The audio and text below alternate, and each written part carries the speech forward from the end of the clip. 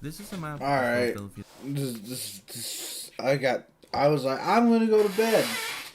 And then I saw this fucking video. And it made me mad. Parking lot density over a small area. Oh. The pink patches represent parking lots, and as you can see, they're all quite large and quite close to each other. Now, Philadelphia has a population of 1.6 million people, but they have 2.2 million parking spaces. So, Philadelphia has more car slots than it does human beings, which should sound absolutely ridiculous to anyone. But if you've never experienced anything else, you might not understand the depth of this problem. So let's compare Philadelphia to a European city, Amsterdam for example. A city that's roughly... That seems like a bad example though, because shouldn't you compare it to like London? Because Amsterdam is like known for its fucking biking problems. I think you're looking for a video here, bud. And this is OBF's Why America is Terribly Designed. And all I had to say to that is, yeah, we have some bad designed cities and stuff, but the cities are shit. The cities in America have always been shit. The heart of America lies in the countryside. But I think this video doesn't understand that America has a car culture. Everyone has a fucking car. At least I have to. Like, I have to have a car. I can't rely on public transport. I mean, like, it's 30 minutes to get to my job. It's 30 minutes to get to the grocery store. I'm out in the countryside. Let's continue. Also, fucking hilariously, and I think this guy's British, but in Britain, to live in the countryside sounds like a fucking privilege. Like, owning land in Britain is like a fucking wealthy people thing, apparently. Same size in population, but with a completely different view on urban planning. Now sure, they do have parking lots, but instead of having an excess of one per person, they instead have one for every 3 people. Although, that's not the entire story, because 40% of these parking spaces are actually underground, making room above ground for what is significantly more important: sidewalks and bike lanes. And to understand why they are so important, you only need to use some common sense. See, if you have a car-based city, or country for that matter, with no bike lanes or sidewalks... Why are bikes more important, you asshole? You're like explaining like, well, if you have a car-based city with no bike lanes, then no one's gonna use a bike, and fuck you, fuck bikes. Listen, bikes do nothing but slow down fucking traffic here. You are actively excluding those who can't afford to pay thousands of dollars a year on a car. But cars are kind of cheap to own. Like, it's not thousands of dollars a year. Buy a cheap shit box for like under $1,000 and learn how to change your own oil, and it's really cheap. It's really fucking cheap to own a car. Oh, but my car insurance, it's like, find the right one, it's like $50 a month. Because so many people have car insurance. This is like a European explain to me why my country is bad. I'm tired of hearing this shit. I swear to God, I think this guy's British, and it's like, listen, motherfucker, we beat you in a war, so we can do what we want. And it's like, I'm tired of hearing from Europeans that our cities are designed bad, when you gotta understand that most people fucking come from the suburbs into the city for work, because we have enough room and land to, like, you know, have a yard, and not like a garden. Fuck a garden. Gardens are shitty. Right, like, oh, I have a backyard, it's my garden. Dude, I'm gonna eat some spotted dick with some bangers and mash. Like, fuck off. I'm fucking...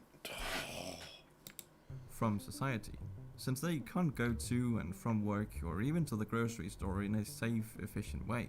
And if you add to that terrible public transportation, it will lead to charge. Yeah, again, we have terrible public transportation, or public transportation, because, you know, we have, like, everyone has a car. We have a car culture. Cars are a big deal in America. We have muscle cars, we have pickup truck. But there's subcultures built around owning cars. For fuck's sakes, you can't get by without owning a car in this country. And you know what? It's kind of cheap. I get it. It's like bad for the poor. I understand. But that's how it always has been. And your European no need to own a car shit pisses me off. like this, where you can clearly see the most Again, yeah, look, okay, it's so fucking expensive to own a car. Then why do over 75% of people have one? I'm gonna go get some nicotine pouches because I'm getting angry. I'm really drunk. I ate tuna and then thought it was a good idea to eat cereal. Fuck me.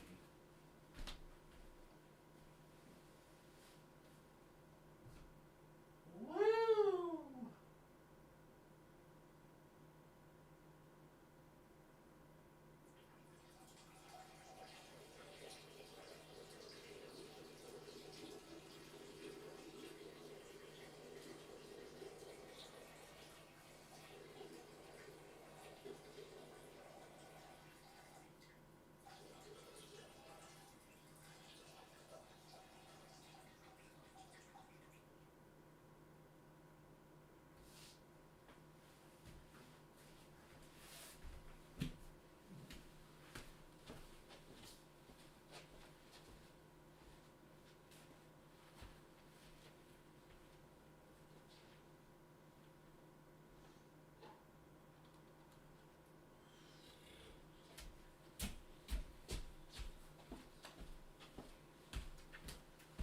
I have returned. I'm so tired of Europeans explaining why my country is shit to me.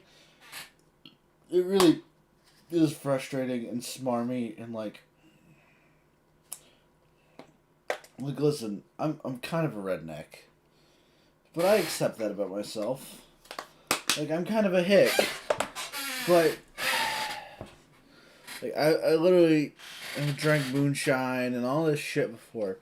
But I'm tired of these fucking Europeans just going, Americans so fucking shitty. It's like, you've never lived here. Half of you have never been here. What gives you, like, where do you get off explaining that America's shitty? popular mode of transport in America that just so happens to be the car, which isn't too surprising, since America is designed for cars, not humans. And while there are some Yeah, but that's not why. Like, listen, we don't have all these crazy environmental regulations and stuff that I think Europe has. Let's see, are any of the fucking Europeans online? No, they're not. Damn it. They're not online. None of my Euro buddies are online, but I would talk to them about this. But I figure owning a car in, let's say, Britain or some shit is more of a crazy expensive thing. But America's fucking massive. Like, this sounds like a European who doesn't understand how big America is. Like, it's huge. Like, my state is bigger than England. Let me look that up. I think it is.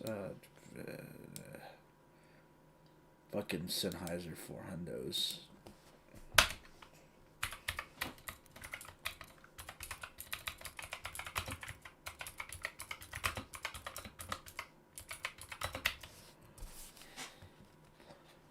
$53. All right.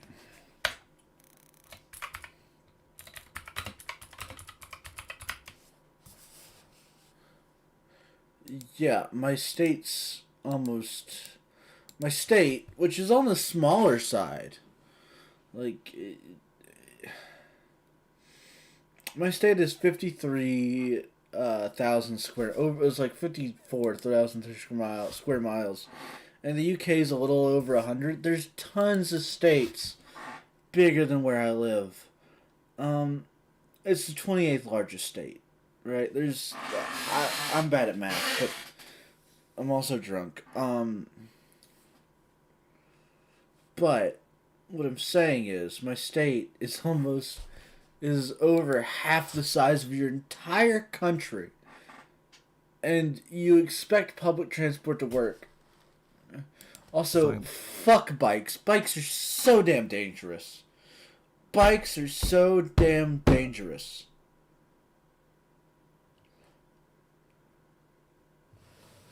And you're like, just use a fucking bike, man. Like, it'll be fine.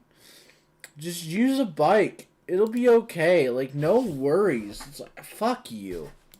walks and bike lanes in the United States' largest cities. They are either unprotected and really scary to use, or just end abruptly, with no other fucking okay, fuck this guy. Oh, the sidewalk in America. You're next to a highway. It's so fucking scary. Fuck you. option but to use the street itself to walk or bike on. Which is really not ideal if you want to send your kids to school on their own, or to get some milk in the store. I mean, I bike everywhere. Listen, this is like applying the European lifestyle to America. We live differently than you. And you got, like, I swear to God, Europeans are like such assholes.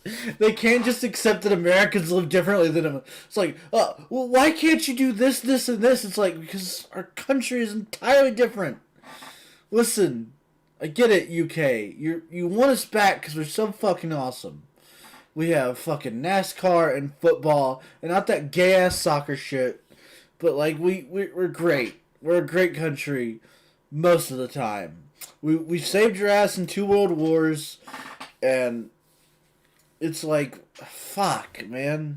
When I was a kid, and it seems like if you're under 16 in the US and therefore don't have your driver's license yet, you're practically under house arrest until your parents come home. Yeah, but we have big ass neighborhoods and friends in those neighborhoods. I get it. Your shit's like fucking full of like criminals and people sucking nitrous oxide down and stuff. And I think this is just clickbait to like piss off Americans. Fuck. Which doesn't sound that fun to me. And I remember clearly when I visited the United States with my parents a few years back that whenever we tried to walk anywhere, it felt like we were intruding on the car's territory, since we literally had to walk through various parking lots and streets with no sidewalks in sight to get to. Yeah, it's because our country is designed for cars. You can find cars for like dirt for like no money. Let's just turn this off real quick. You're gonna see a black screen. It's probably gonna say looking for game or some shit. Where's my cursor? Here we go.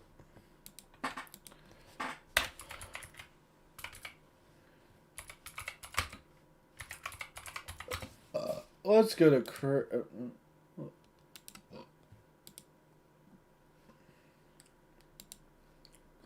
So, why does it pets? Ugh.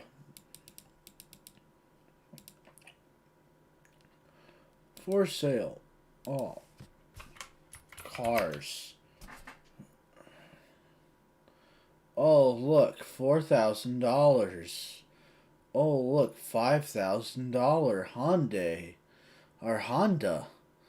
Oh look, a 2007 Silverado for 13 grand. Like, you can buy a car for cheap in America. And these are like COVID related inflated prices where they're like, where everything, where even like a shitty Wrangler is super expensive. Why is this 10 grand? 150,000 miles. Oh, it's because it has the 4-liter. Cold AC. I'm searching through Austin. This is not where I live, but I figured Austin was, look, a Porsche for 50 grand, a fucking truck for 9 grand, 6 grand for a Trailblazer, Toyota Solara, 3 grand, $3,900. And let me remind you, fucking, what is 4 grand in U.S. prices? U.S. USD to pound conversion.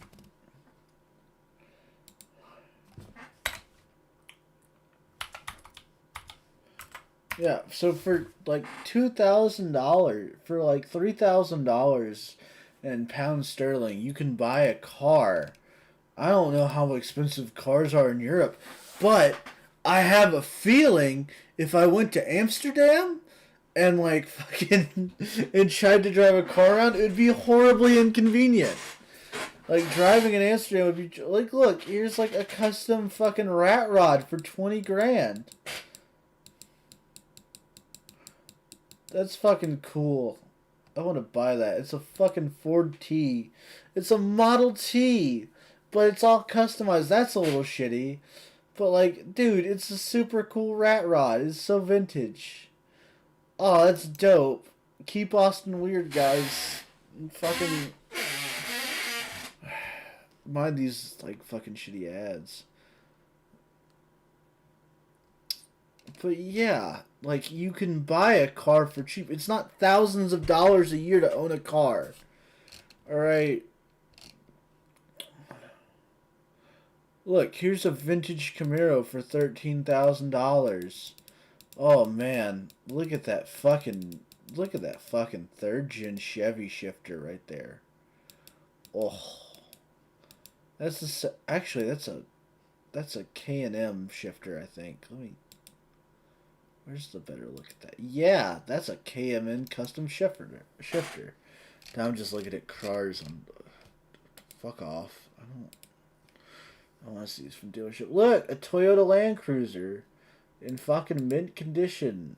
Or look, a Honda Civic, a perfectly reasonable, albeit slightly riced because of the black hood. That's not because the car's damaged, by the way. Although, is it damaged? Yeah, like a perfectly fine car for $4,000 that they're asking way too much. That they're asking some for. Listen, it fills up with $25.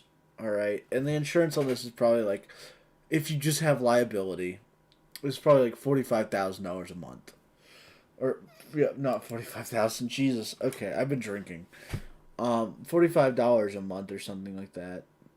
They've got like a black hood scoop. But this will get you where you need to go.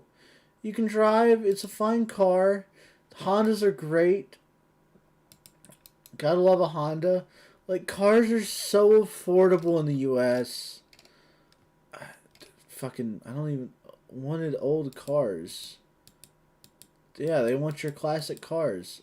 Is that a fucking Testarossa? It is. Toyota Corolla for $5,000. Again, these are COVID prices. Look, an old Mercedes.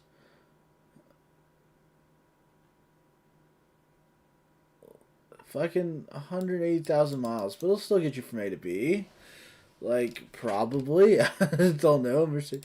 A Zuzu Trooper, $5,000. Like $5,000 is not hard to come by in America, if you know how to manage your money at least a little decently. And worst case scenario, you can buy like a little scooter. This one's brand new. Oh, God, don't even get me started on motorcycles. It's super easy to get your motorcycle's license. You just gotta take a little test. In mopeds, you don't even need a license. It's fine. It's perfectly fine. But, like, why are you asking $12,000 for... This is the fucking baseline hardtop? Is it just a... Listen, buddy, if you're saying hardtop, that means it's a convertible. Okay, it might be a convertible. Okay, it's a hardtop convertible. But yeah, like... It's a muscle car. It's a muscle car. It's a sports car. Is it V6? Oh, it's a V6. I mean, it's a crappy muscle car because it's V6. Oh, dude, an STI for $32,000? Are you shitting me? God, I would... Why? Why would you buy a new STI? But look, you can buy... Look, a fucking shitty Honda for $2,000. Fuck off with this nonsense about... Where did I put this? Yeah, about like how fucking bad American cities are designed because people with cars might use them. To our destination just a few hundred meters away. And it doesn't have to be this way. See, the streets of Amsterdam, for example, are filled with pedestrians because they... Yeah, it's a city that was designed in... Fuck, I think it's a medieval city, right? It's a medieval European city. And so the streets are really narrow and your cars are smaller over there because the country is fucking tiny. The city ain't that big. And so you got like it's of course it's built for pedestrians. Why wouldn't it be? They have sidewalks that aren't at all scary to use, because you feel separated from the road, and that's because you are separated from the road. The most beautiful thing about Amsterdam though, is that it's incredibly bike friendly, as it's filled with designated bike lanes that don't end abruptly, and are instead carefully laid out all over the city, to make it easy for people to commute anywhere. Amsterdam even has no car zones, and even underground bike parking spaces that look pretty insane, something you'd never find in the US. Yeah, because most people aren't cyclists. I think this guy is... You get this fucking line from people who don't want to own cars because pollution or whatever. But if you think it's unfair to compare the United States to literally the best city for bikes in the world, then just remember. Yeah, it is kind of unfair. It's practically the same story in all of Europe's largest cities, like Copenhagen or Paris. Now sure. What are you talking about? Listen, motherfucker. Pick London if you're going to compare Philadelphia. Or pick New York. But don't pick the best city, the city where most people don't own a car and most people are biking everywhere. They aren't at the same level as Amsterdam, but whenever I bike around Copenhagen, I don't feel like a car is going to hit me, because we have our own designated lane. Yeah, okay, listen, I would like bike lanes too. I'll agree with them on this, because I swear to God, I live in rural Appalachia. All right, it's mostly if you, but I'm tired of Europeans telling me how I should live. That are sometimes as wide as the road itself. And you might think, well, the United States will never be able to get to that level, so why even compare them? But the thing is, and this might surprise you, not too long ago, the United States' largest cities were actually designed exactly like these European cities. Take for example Houston, that currently looks like this, with tons of space allocated to these massive parking lots. Seems like it's always been this way, but that's not the case, because in 1920, Houston looked like this, with a lot more space for pedestrians. Buddy, so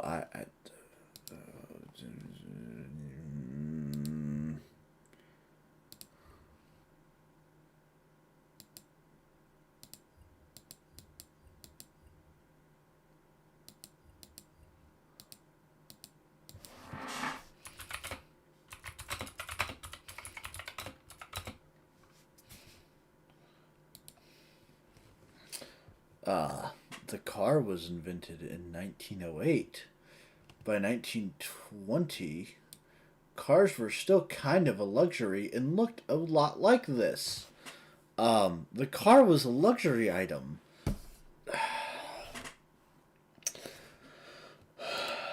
The Americas kind of accepted and adopted the car because our country is huge compared to almost every... compared to every European's country. So cars took off because people have family out of state. And again,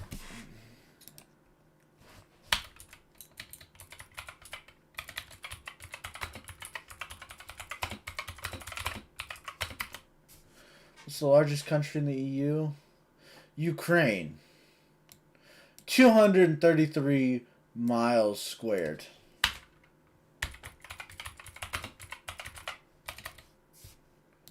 233,000 miles. Our largest state is the size of your largest country. Okay?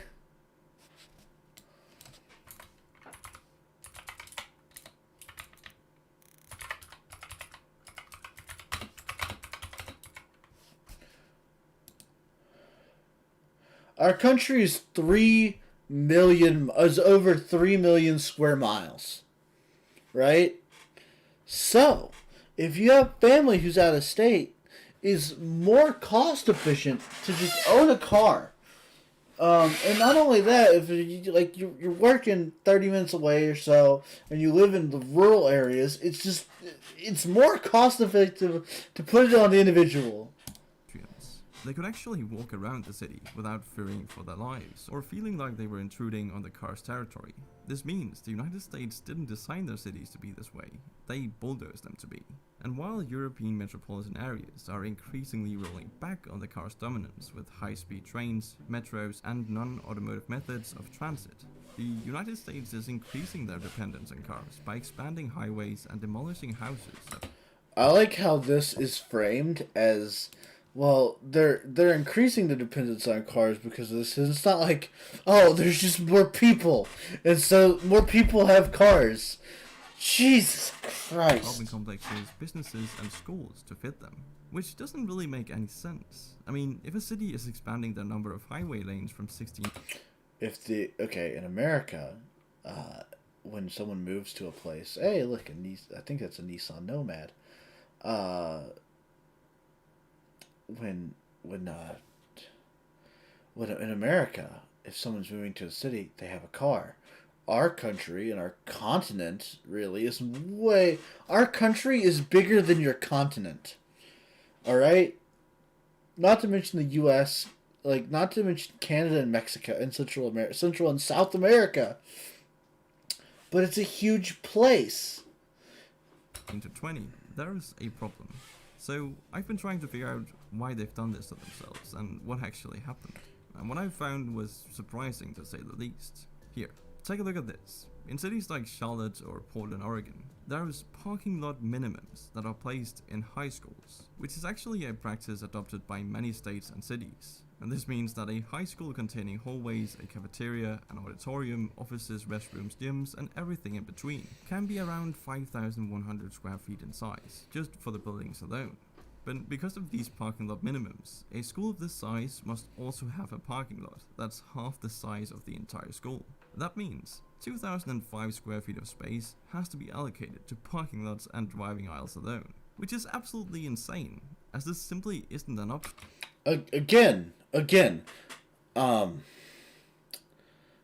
America has also has a car culture, right? So cars are a status symbol here, but they're not just a status symbol. There's cultural relevance. There's like, it's like a male rite of passage, right? It's like a coming of age rite of passage to get your driver's license here. We have a culture about the car, and you might be advocating to change that, but it's what it is. Fucking stop. Yes, we don't have to rely on public transport or bicycles to get where we want to go. We can just go there. Because America is built on this idea of freedom and independence and rugged individualism.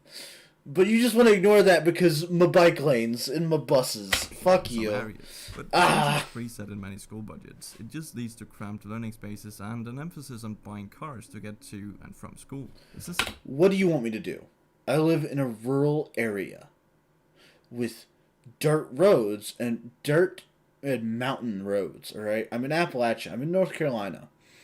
What do you want me to do?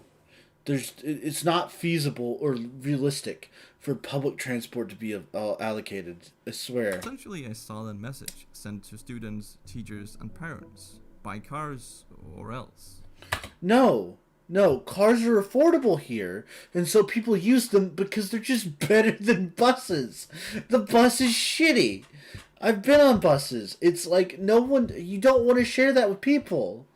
It's terrible. It's public access, and there's so many people here that you get like crazy crackheads and homeless people you just get insane people. Alright? I'm sure the same is true in Europe. If not, great. But that's not kind of how things are in America. I mean, this would never work in Copenhagen. Not only don't we have space for that, but there's no need. We don't drive our kids to school here. We just give them their backpack and then they either walk or bike to school. Yeah, but our country's a lot bigger than yours. From the age of 6 alone, I might add. That's normal here. This video is just, why isn't America more like Europe? And I'm tired of hearing this because Europe is insane. Alright? From my perspective, I can make the same video. Why don't more Europeans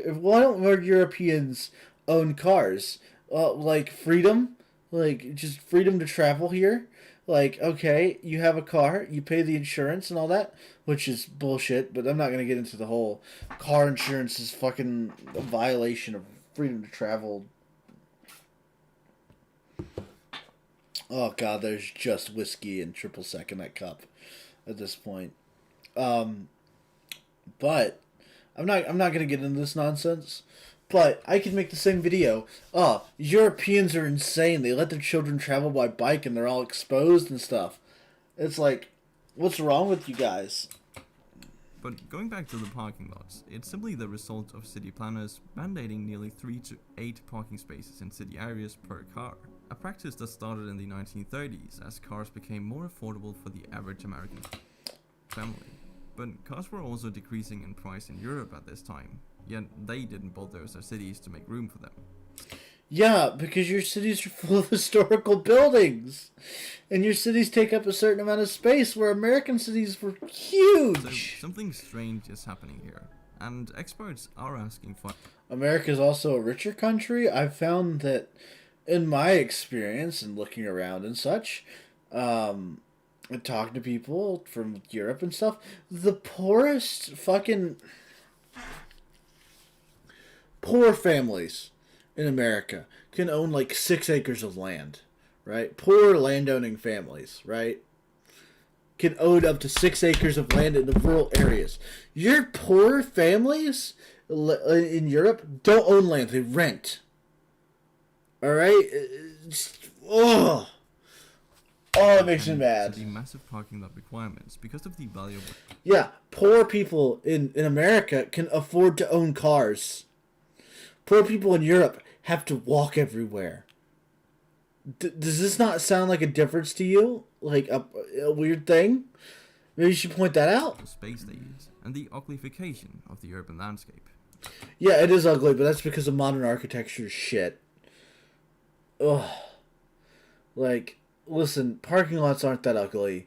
It's like, we have a car culture here. You see crazy classic cars. I saw one today when I went to go and like fill up my car with gas and get something to eat. You know, I went to a restaurant, got some food, and I saw a couple classic cars. I saw a Jeep Wagoneer. I saw something from like the 50s that I didn't recognize. I think it's probably a Chevelle. Let me look at the photo I took of it because it was super cool. But let me see if I recognize this car. I think it's a Ford Thunderbird or maybe a Falcon. I don't know. It's something from like the 50s, I want to say. It wasn't badged because, you know, they just debadged it and went about their day. I think it's a Chevy. But all cars from that era kind of look the same to me. But it's like, parking lots aren't ugly, alright? We just don't have, like, fucking 500-year-old buildings because our country ain't existed that long. And everything was kind of utilitarian. I'll agree with you the cities are ugly, but, like, we have such a massive landscape that it just makes more sense. Because people know people, like, have friends and family in rural areas and stuff. And you can go visit them without having to fuck around with your transport. It's not worse, it's just different. Oh god, Europeans make me angry. I tend to agree that this isn't particularly beautiful. So what about the solutions? What about instead of remodel? Yeah, I agree that this isn't particularly beautiful. It's like, yeah, great, you're showing like the square flat buildings of America. What about like New York? New York's really pretty. Like, my god, I wish I was like editing this video in post. But like, what about all the pretty buildings in New York? What about all the pretty buildings in Seattle? What about a pretty building? Like, you're showing like a rundown rural area or like an office district or something. Like, my god. Like, this video is just, it makes me angry. Of just like, some smug European fuck. Just, entire cities. The United States just implemented better public transport. I mean, in Copenhagen, I live right next to both a train station, metro station, and bus stop. And therefore... But there isn't a need for public transport in America, because everyone owns a car! I can literally go anywhere in Copenhagen without the need of a car or bike for that matter. So, would that be a good idea? Well, currently only 5% of Americans use. Again, because our country is so fucking big, no one wants to walk 12 miles. No one wants to walk like 12, 20, 30 miles. That's hell. You know what? You know what? No, no, no, no, no, no, no. Just...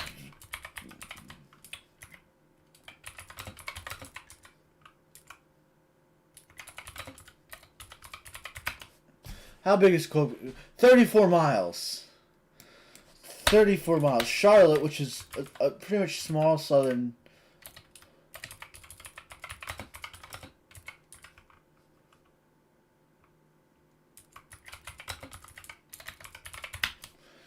Fucking Charlotte in square miles.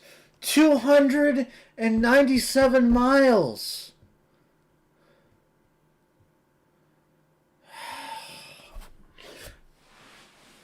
Copenhagen, and a city you mentioned, Charlotte, which I've been to, which is fucking massive. And Charlotte expands out into Concord and Fort Mill and Rock Hill, right? So you have the main city here, but you also have stuff connected to the city like Rock Hill and Concord, which is also huge. Alright? So it probably expands out greater than this, but this is just where the city limits are. And it's 297 miles, whereas Copenhagen is 34 miles. Do you see the size difference here in what you're comparing? Fuck it. NYC, one of our bigger cities, 302 square miles.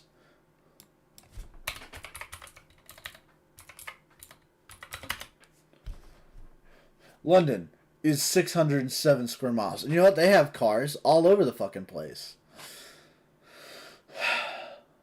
Let's look at their second biggest city, LA, in square miles. 503. My God.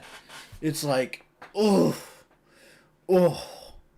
It's like Copenhagen is 34 miles. It's not that big. Use public transportation. And there's actually a very simple reason for it. So what I'm saying is, in scale, like in scale size and like size scale and stuff like that, Copenhagen is very tiny, right? Whereas Charlotte is a small city in America, and it's huge. It's 200 miles, or it's like 100 miles. I can't even remember, but it's massive, and so by ignoring this, you get to just like point out, oh man, Americans are so stupid with their cars and stuff. It's like, no, because that scaled public transport becomes impractical. For that, it's terrible. This is a map of Chicago's train system. If you look at its design, it's not very hard to figure out what it was built to do. All its different lines intersect here, in Chicago's downtown, and then fan outward. This is a system that's really good at moving people between the suburbs or the outer rings of the city and then downtown, meaning there's a complete lack of routes going from suburb to suburb, making it useless to a lot of people who need those connections for public transport to make sense. Transit systems across the US were built to serve a very specific type of commute, from outside the center of the city to... But again, pointing out that the size, the scale of these cities, fuck it, how big is Chicago?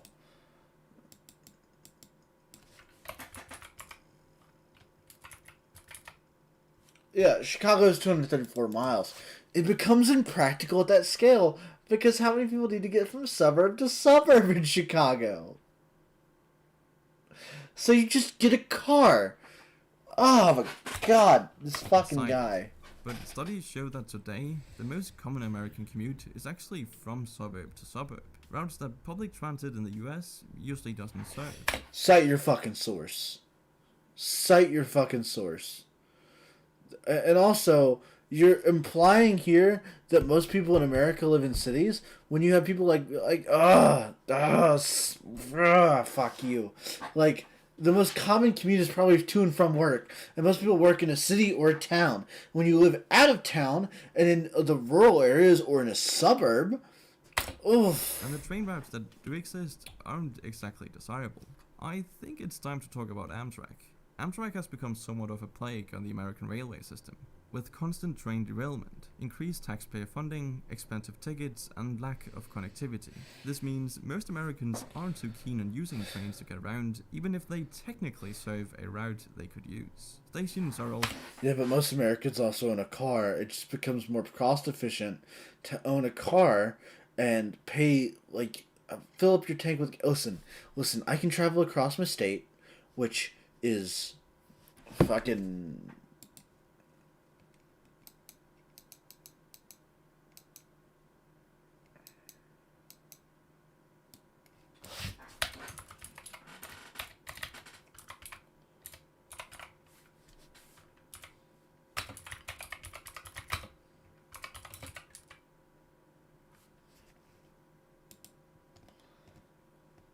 which is, again, 53,000 miles squared. I can go from, like, around here to here in 6 hours on like a tank and a half of gas, right? And that's realistically around 30 to 25 bucks in an economy car. All right, so I can do that with 25 bucks. Fucking.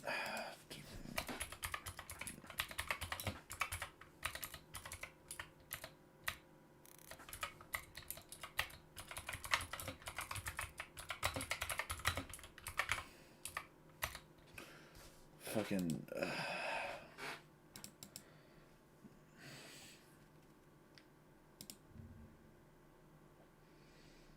Oh, look, it's $130 from London to Paris. I don't know if this is comparable or not. It's fucking...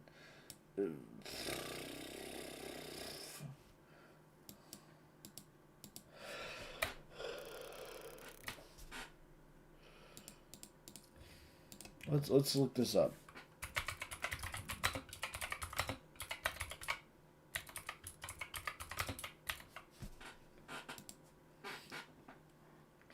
Oh, look, it's 285 miles. Let me just turn off my webcam display. And 285 miles.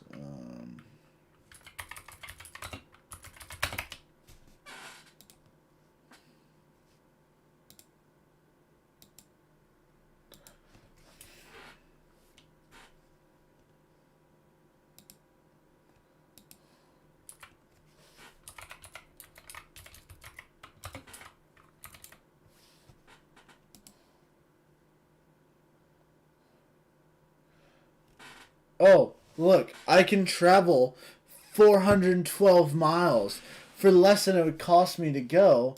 Fucking, okay, this is double. 285 miles versus fucking 400 for 60 bucks.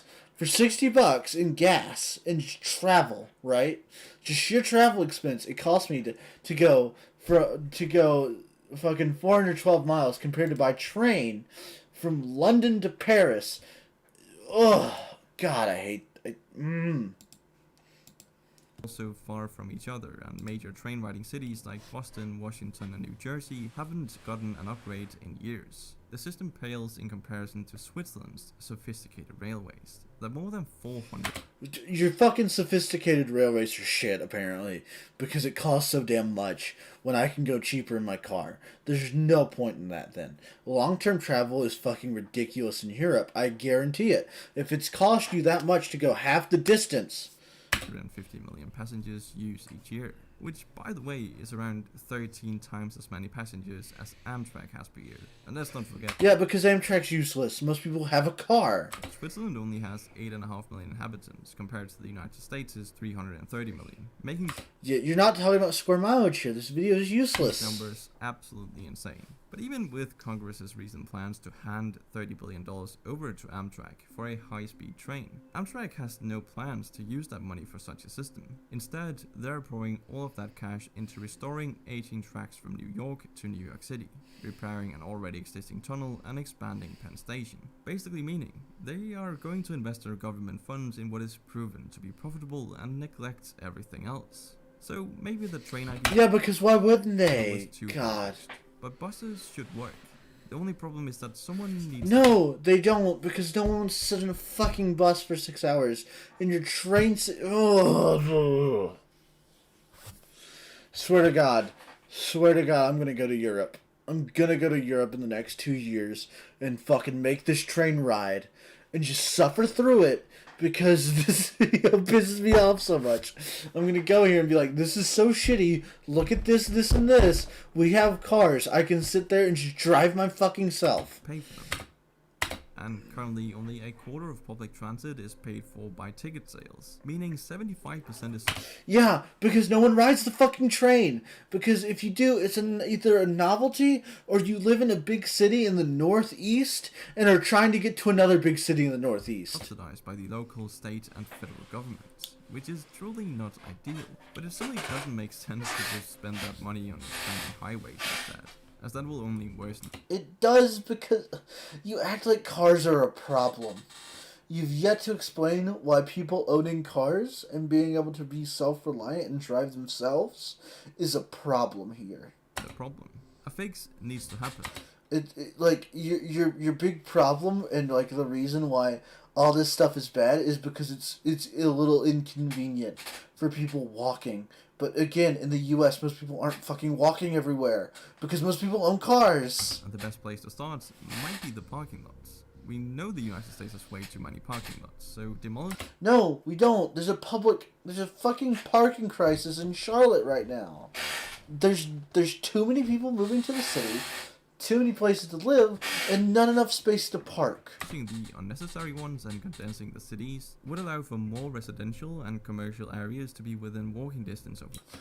No, it wouldn't, because you're talking about billions of dollars. Billions, maybe even trillions of dollars in renovations these cities don't have. It would also allow for green spaces that can be used as recreational spots. We have these green spaces, they exist. I'm sorry if you spend all your fucking time in, like, Burger Punk, Philadelphia with fucking no green spaces, but they mostly exist in every city I've been to. There's massive park systems and stuff. It's further improving the quality of life in each city. But obviously that would require the US to remove mandatory parking minimums from state laws, and that would be pretty difficult. But the benefits would... Again, mandatory parking minimums exist because parking crises happen. There's not enough parking spaces in the city, and so people fucking find... So then you have a problem. As it would lead to the reduction of housing costs, something that's also a pressing problem in the United States these days. And I don't think the housing cost problem is... the housing crisis has to do with your fucking crazy cockamamie scheme of... I don't think our car culture has anything to do with housing cost. I think it has everything to do with economies and how they scale with one another, and like how we winded up here. And God, I'm too drunk to argue this. Sure, major cities like Seattle, Austin, and Detroit will never be as condensed as Copenhagen or Zurich.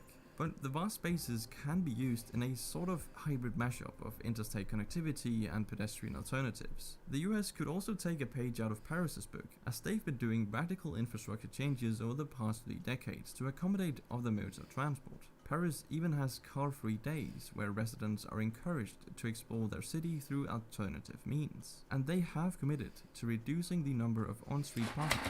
Listen, the cities were set up this way, and they're not going to get bulldozed, right? They're cultural heritage sites, and the buildings have just stayed so long, they're still usable for so long, that your roads and things were designed for horse and fucking buggies.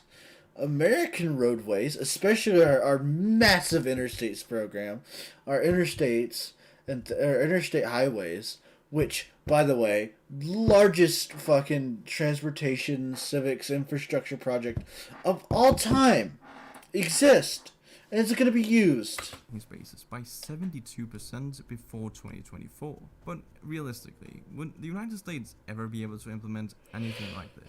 And will they ever be able to solve their infrastructure problem? No, because there's not. The only infrastructure problem we have is that roadways are getting fuckered because there's not enough funding for them. A solution is needed, but what do you think that will end up being? This is not whatever you fucking just suggested. Fucking, oh my God. let's see what else this guy talks about. Why China man-made islands are shrinking. France hides countries outside its borders. Why you absolutely can't claim this unclaimed land. Fuck you, I'm gonna go claim it now. The place with a best before date. Why the shortage on... Why the world's so border shortage... Egypt's mystery airport. No one returns to this prison. This is not Russia. While Russia hides country inside its borders, China's forcing rivers together. A renewable container ship possible. Starlink. Revealing the true scale of Tesla's self-driving. Why the Boring Company is so interested in taxes. Because taxes, and also because Elon doesn't want to live in a fucking blue state. Elon Musk's supersonic electric jet.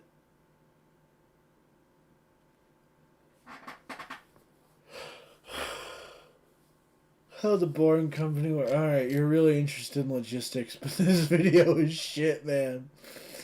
Oh, it's so shitty. Because you don't take into the fact the scale of the U.S.